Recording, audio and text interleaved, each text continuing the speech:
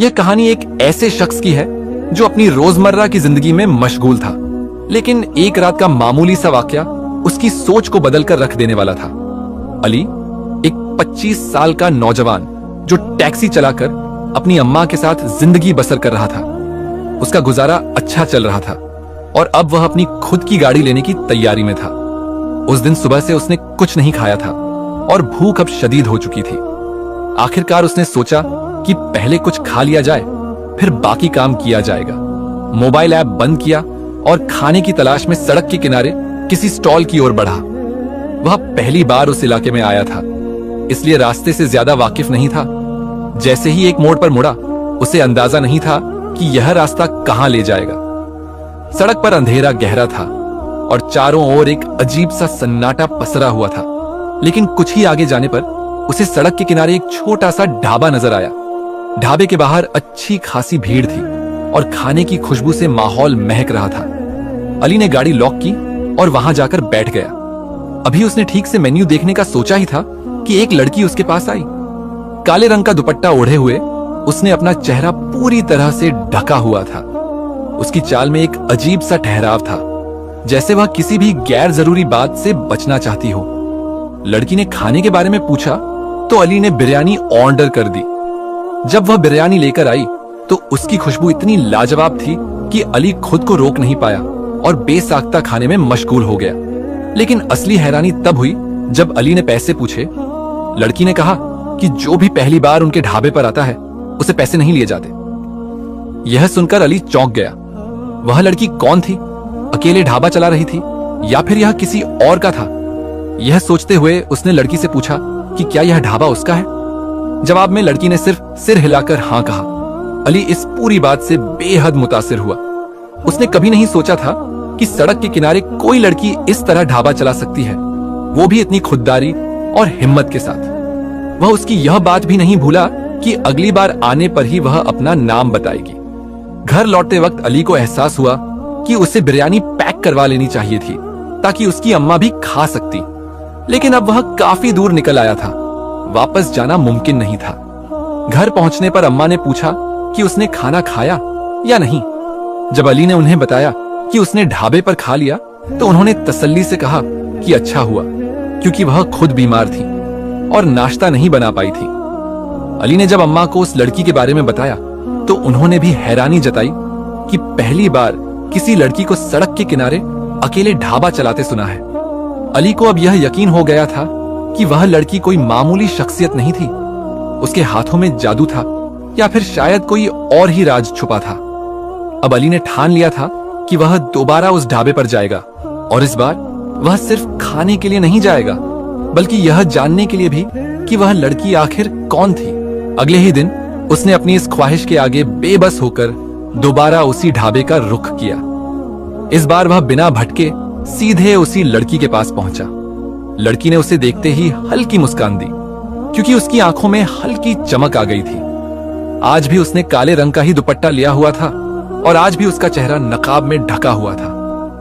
नौजवान ने हंसते हुए कहा, तुम्हारी बिरयानी ने रात भर मेरी जुबान पर अपना जायका बरकरार रखा, इसलिए आज दोबारा खाने आया हूं। फटाफट गरम गरम प्लेट लेकर आओ। लड़की ने सिर हिलाया और कुछ ही देर में भाप उड़ाती हुई बिरयानी के साथ रायता भी लेकर आ गई। यह देखकर नौजवान ने मजाकिया अंदाज में कहा, अरे आज तो रायता भी है, इसके अलग से पैसे लोगी? लड़की खिलखिलाकर हंस पड़ी और बोली, नहीं, जो कस्टमर दूसरी बार आता है उसे हम फ्री में रायता देते हैं। उसकी बात सुनकर नौजवान हैरान रह गया। उसे महसूस हुआ कि यह लड़की कारोबार के मामले में बेहद समझदार थी। उसने हंसते हुए कहा, अरे तुम तो बिजनेस के मामले में बहुत चालाक हो, मुझे तुम्हारा यह अंदाज बहुत पसंद आया। लड़की ने मुस्कुराते हुए जवाब दिया, बिल्कुल, क्योंकि मैंने बिजनेस की पढ़ाई की हुई है। फिर उसने अपनी कहानी सुना दी, कैसे उसके पिता का इंतकाल हो चुका था, कैसे वह और उसकी छोटी बहन मिलकर इस ढाबे को चला रही थी और कैसे इस मेहनत से उनका घर चलता था। नौजवान को यह सुनकर दुख हुआ। उसने महसूस किया कि यह लड़की एक अच्छी नौकरी की हकदार थी, लेकिन हालात ने उसे इस जगह लाकर खड़ा कर दिया था। मुसीबत का पहला वार उस दिन के बाद नौजवान का वहां दोबारा जाना नहीं हो सका। महीने का आखिरी चल रहा था और उसे घर का किराया, बिल और अपनी गाड़ी की किस्त भरनी थी। वह अपने काम में पूरी तरह मसरूफ हो गया था, लेकिन उसे जरा भी अंदाजा नहीं था कि उसके साथ कोई ऐसी मुसीबत आने वाली है जिससे वह मुंह के बल गिर पड़ेगा। सुबह सवेरे वह अपने काम के लिए निकला और दोपहर के करीब 11 बज चुके थे। चूंकि उसकी मां सो रही थी, इसलिए वह नाश्ता नहीं कर पाया था। उसे जबरदस्त भूख लगी हुई थी, इसलिए उसने सड़क किनारे नान छोले खाने का फैसला किया।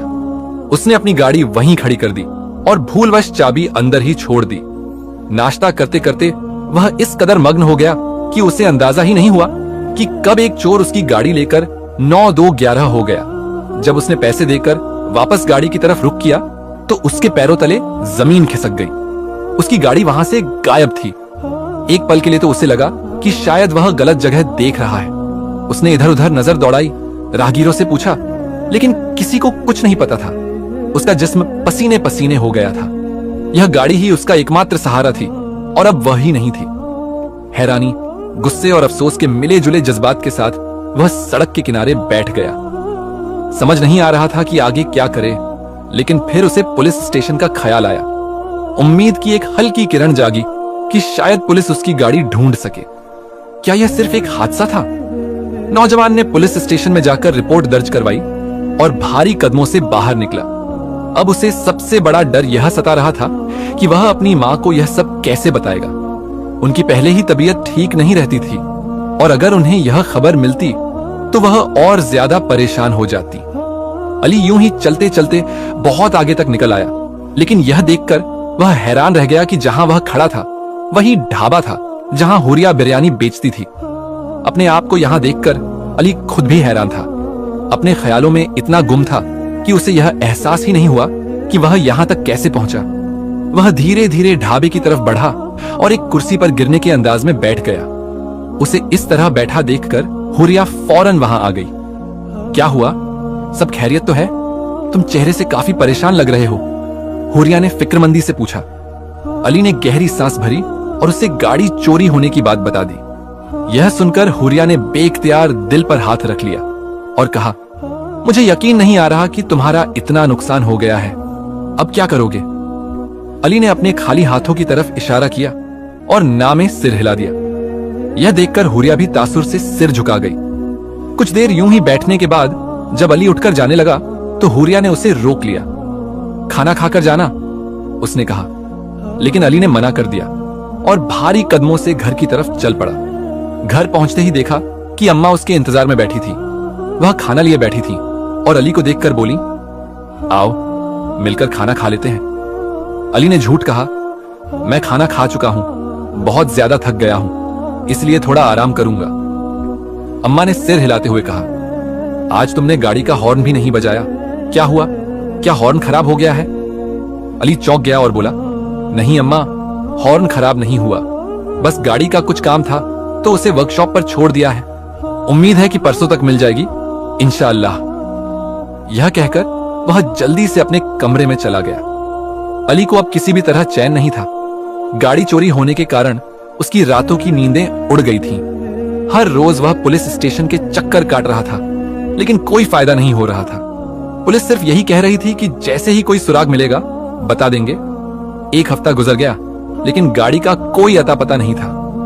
अम्मा रोज पूछती तो अली कोई ना कोई बहाना बना देता। आज बहुत दिनों बाद वह फिर ढाबे पर चला गया।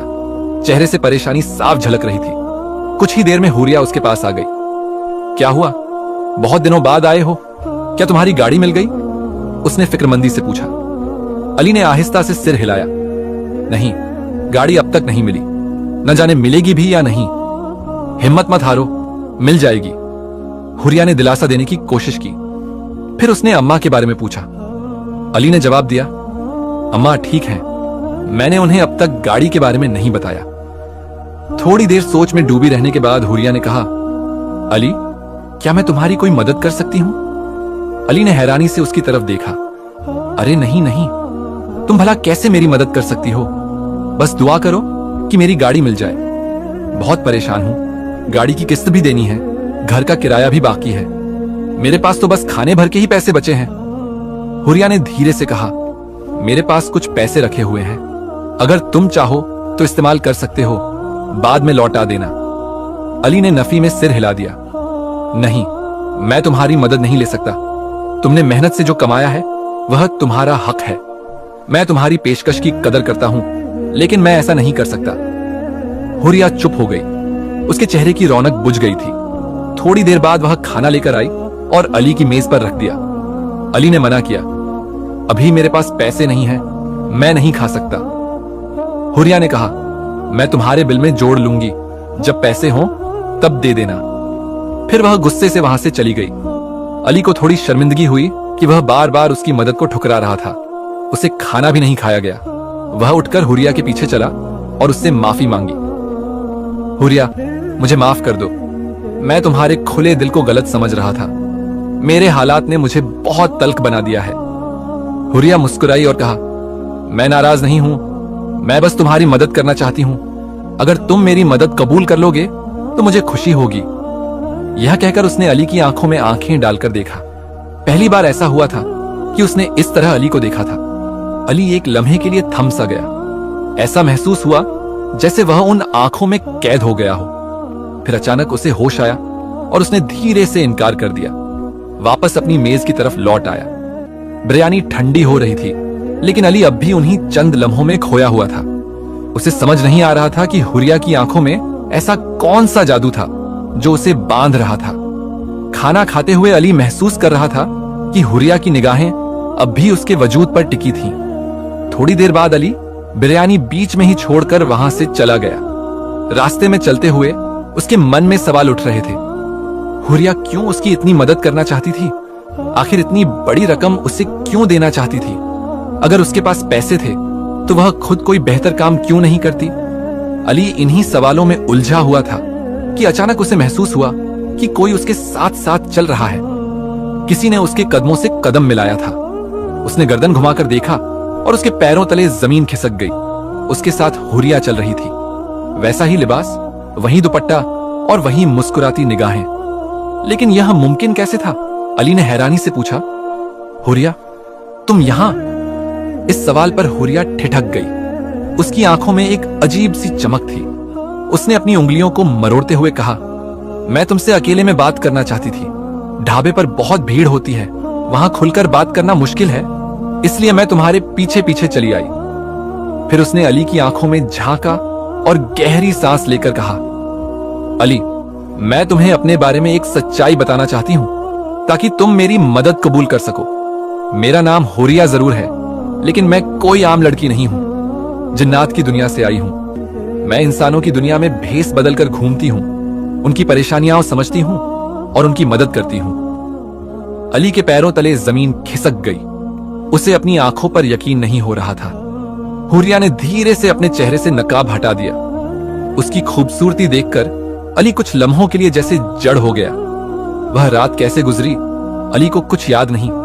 अगले दिन जब अम्मा ने फिर से गाड़ी के बारे में पूछा तो जाने क्यों इस बार अली ने सच बोल दिया, गाड़ी चोरी हो गई अम्मा, मैं इसी वजह से इतने दिनों से परेशान घूम रहा हूं। यह सुनकर अम्मा की आंखों में आंसू आ गए। कमाई का एकमात्र जरिया भी चला गया था। अली खुद को कोस रहा था कि आखिर वह इस मुसीबत से कैसे निकले। फिर एक हफ्ता गुजर गया। अली ने हुरिया से कोई मुलाकात नहीं की। एक तरफ उसका दिमाग हुरिया की सच्चाई को कबूल नहीं कर पा रहा था, तो दूसरी तरफ गाड़ी की चोरी से उसकी जिंदगी ठहर सी गई थी। फिर एक शाम दरवाजे पर दस्तक हुई। अली को लगा कि शायद किस्त वसूलने वाला आया होगा। उसने अम्मा से कहा, अगर वही हुआ तो कह देना मैं घर पर नहीं हूं। लेकिन जब अम्मा दरवाजे पर गईं, तो उनके साथ किसी लड़की की बातचीत सुनाई दी। अली ने झांक कर देखा तो उसकी आंखें हैरत से फैल गईं। सामने हुरिया खड़ी थी, जो अम्मा से अंदर आने की इजाजत मांग रही थी। अली हड़बड़ाकर बाहर आया और बोला, हुरिया, तुम यहां? हुरिया मुस्कुराई और बोली, हाँ, तुम्हारी खैर खबर लेने आई हूं। इतने दिनों से तुम कहां गायब थे? परेशान हो तो बताओ, गाड़ी मिली या नहीं? अली ने निराशा से सिर हिला दिया। हुरिया अफसोस जाहिर करने लगी और फिर उसने कहा, मैं अम्मा के लिए और तुम्हारे लिए बिरयानी लाई हूं। अम्मा उसे बहुत अपनापन दिखा रही थी, जबकि अली अब भी उलझा हुआ था। उसने अम्मा को हुरिया की हकीकत नहीं बताई, क्योंकि वह खुद इस बात पर पूरी तरह यकीन नहीं कर पा रहा था। कुछ देर बैठने के बाद हुरिया उठी और बोली, अली, तुम्हारे लिए मेरे पास एक चीज है, बाहर गली में आकर देखोगे? अली ने हैरानी से पूछा, ऐसी कौन सी चीज? यहीं बता दो। लेकिन हुरिया मुस्कुराई और बोली, नहीं, पहले बाहर आओ। अली और अम्मा उसके साथ बाहर आए। बाहर गली में एक नई चमचमाती कार खड़ी थी। हुरिया ने अली की तरफ देखा और कहा, यह तुम्हारी नई गाड़ी है, आज से तुम इसे बतौर टैक्सी इस्तेमाल करोगे। अली अवाक रह गया।